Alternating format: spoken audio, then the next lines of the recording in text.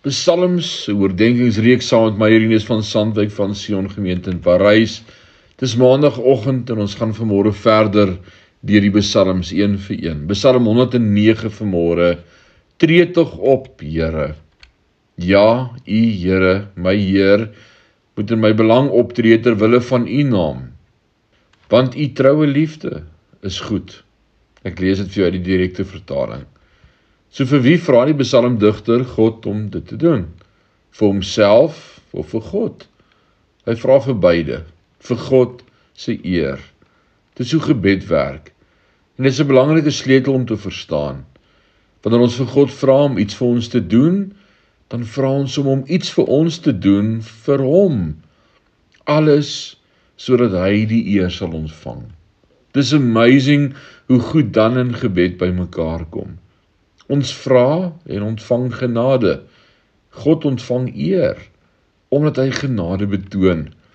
Ons vra dan van hom goed, waardeur hy vereer sal word.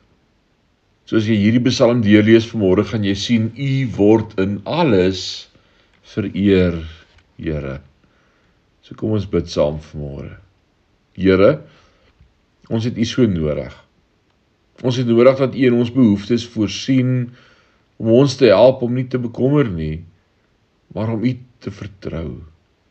Here, ons het nodig dat U ons sal lei, met ons besluite wanneer ons nie weet wat om in situasies te doen nie.